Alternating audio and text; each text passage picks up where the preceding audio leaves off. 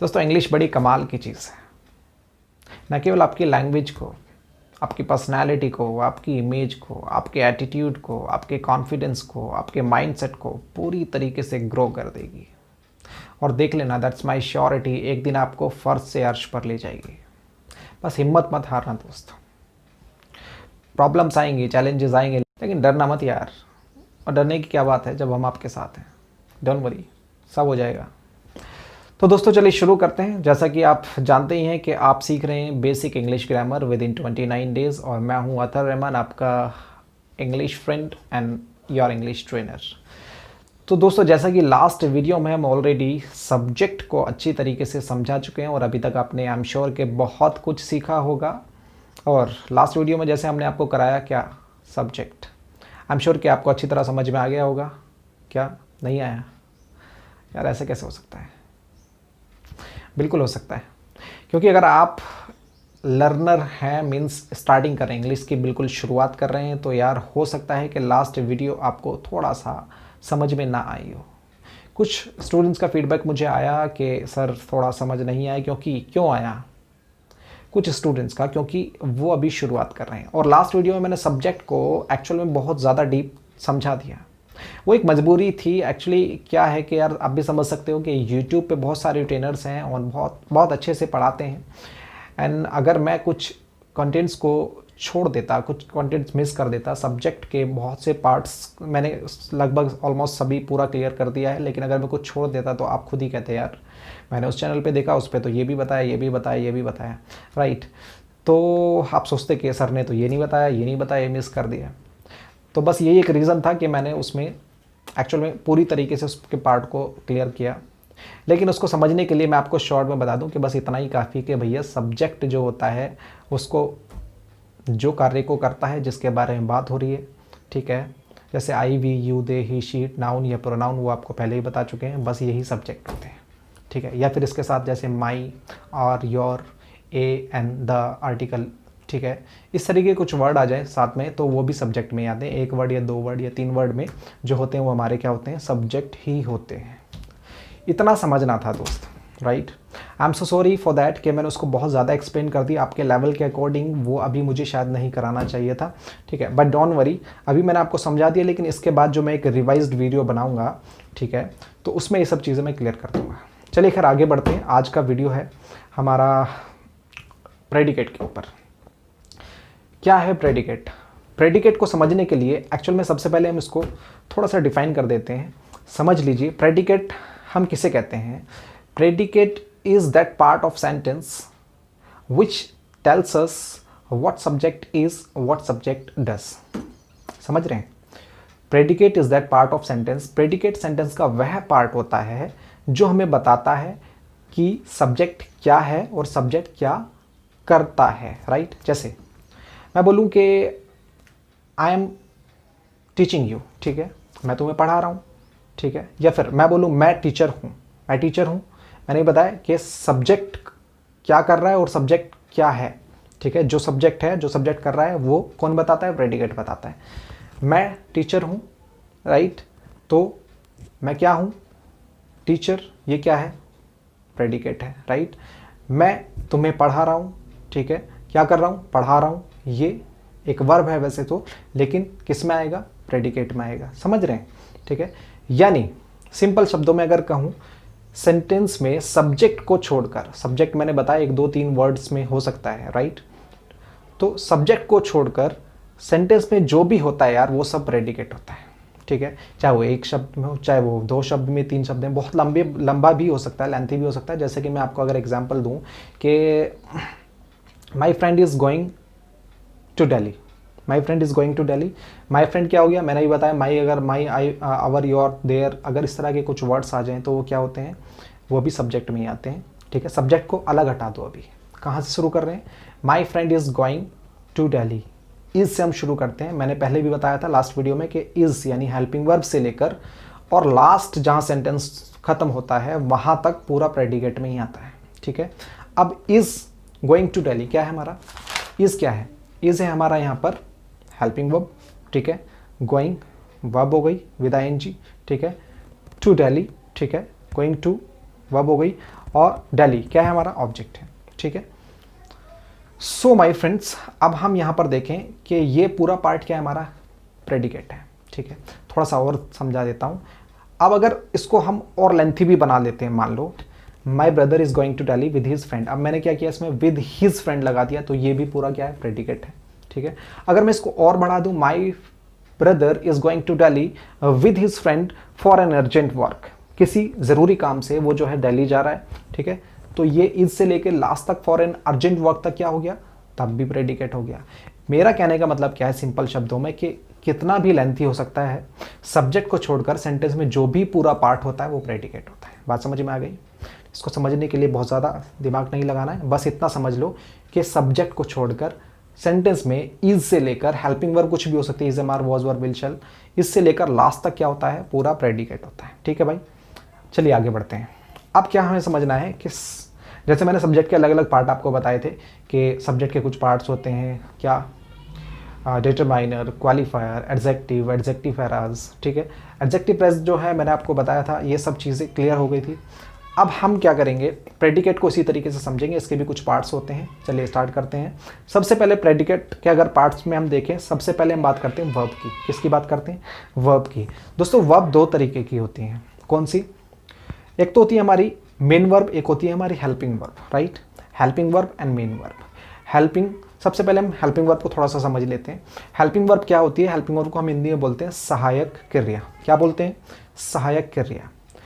अब आपको जैसे कि नाम से साफ जाहिर है, हेल्पिंग वर्ब क्या, यानी किसी की हेल्प करने वाला। ठीक है, हेल्प, राइट, हेल्पलाइन बोलते हैं ना, जैसे केबीसी में हेल्पलाइन मिलती है। ठीक है, तो क्या हेल्पिंग वर्ब यानी सहायता करने वाली।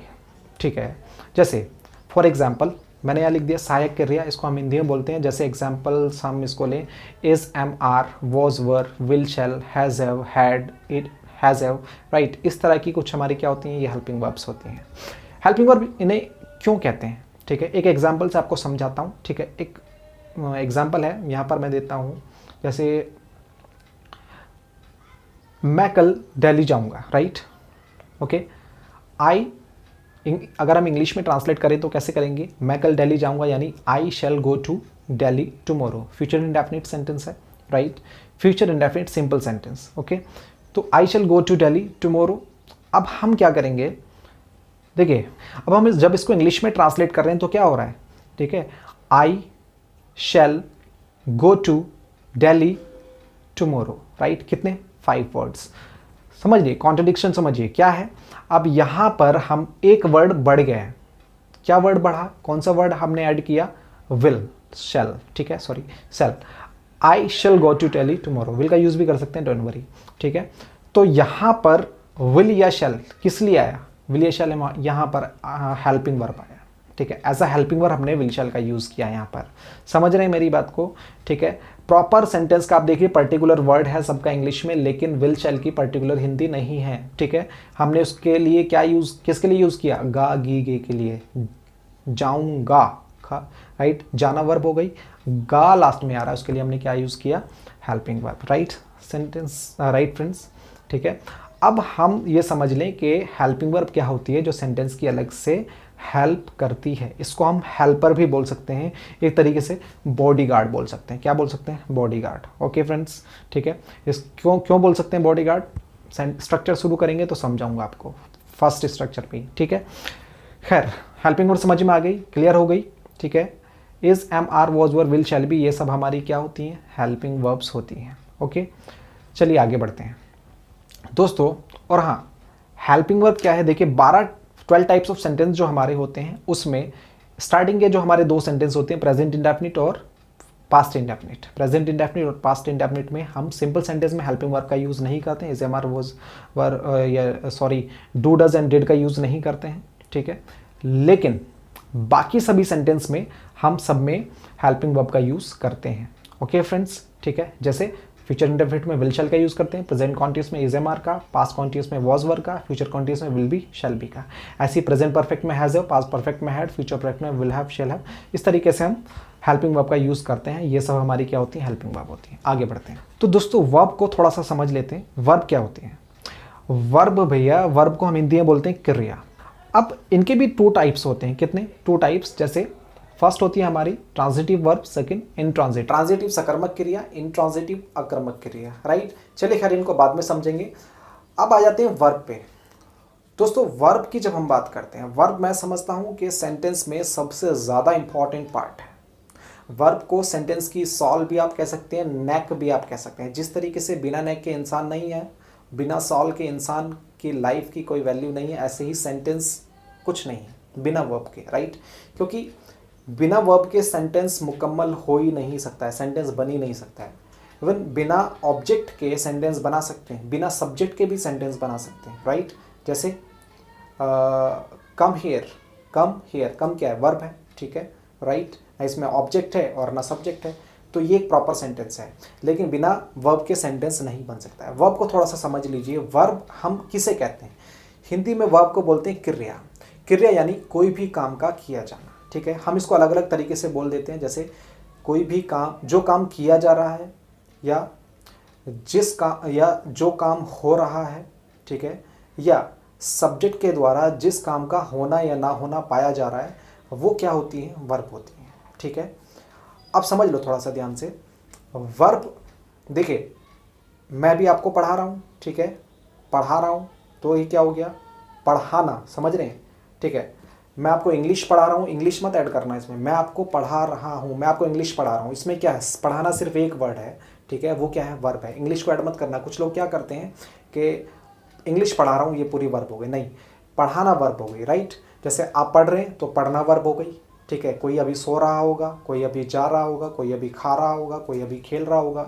आना जाना, खाना पीना, उठना बैठना, खेलना, ये सब क्या है? वर्ब है। यानी जो भी काम हो रहा है वो सब वर्ब कहलाते हैं, ठीक है। वैसे वर्ब को जानने के लिए आप एक सिंपल सा तरीका भी अपना सकते हैं। जैसे सेंटेंस से सवाल करें क्या, ठीक है। जैसे वह जा रहा है, क्या कर रहा है? जा रहा है। वह पढ़ रहा है, क्या कर रहा है? पढ़ रहा है। मैं तुमसे बात कर रहा हूँ, क्या कर रहा हूँ? बात कर रहा हूँ, राइट। तो क्या लगा के, जैसे हमने सब्जेक्ट में पहले बताया था, कौन लगा के आप सब्जेक्ट का मालूम कर सकते हैं, ऐसे ही वर्ब में क्या लगा के आप क्या पता कर सकते हैं? वर्ब क्या है, राइट। लास्ट में सेंटेंस में आप क्या से सवाल कीजिए, आपको पता लग जाएगा वर्ब क्या है, ठीक है, ओके।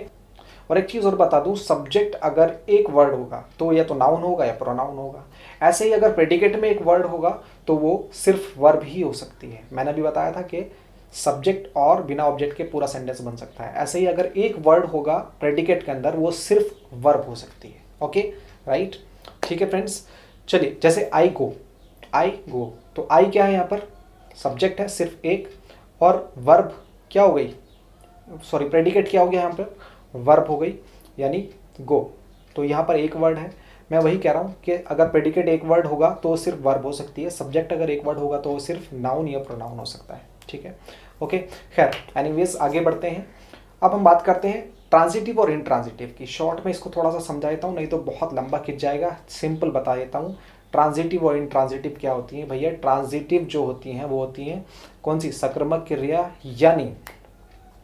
यानी वो क्रियाएं जिनको अपना सेंस पूरा करने के लिए, अपना अर्थ पूरा करने के लिए वो ऑब्जेक्ट पर डिपेंड करती हैं, ठीक है, जिन्हें ऑब्जेक्ट की ज़रूरत पड़ती है। जैसे कि मैं बोलूँ माई मॉम मेड, तो आप पूछेंगे ना व्हाट। मैं आपके पास आऊँ और बोलूँ यार माई मॉम मेड, तो आप बोलेंगे क्या भैया?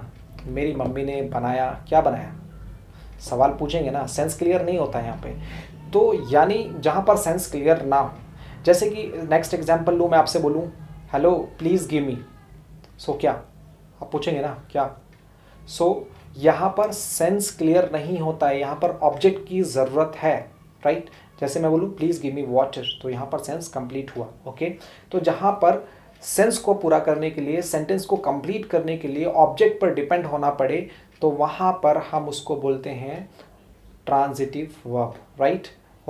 The verb is used without an object, that is intransitive verb. यानी we can say that it does not depend on object, so that is intransitive verb, right?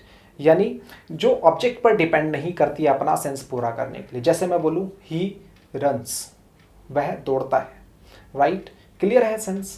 तो वह दौड़ता है तो दौड़ता है, ठीक है। इसमें हमें ऑब्जेक्ट की जानने की ज़रूरत नहीं है, यानी क्या जानने की ज़रूरत नहीं है, क्या, राइट। सो क्या करता है? दौड़ता है, दैट्स इट, ओके। जैसे कि मैं बोलूँ ही रन्स, या ही रन्स फास्ट। यहाँ पर फास्ट ऑब्जेक्ट नहीं है, ध्यान रखना, ठीक है। सो मैं बोलूँ ही रन्स फास्ट, ठीक है, ये एडवर्ब है जो वर्ब की विशेषता बता रहा है।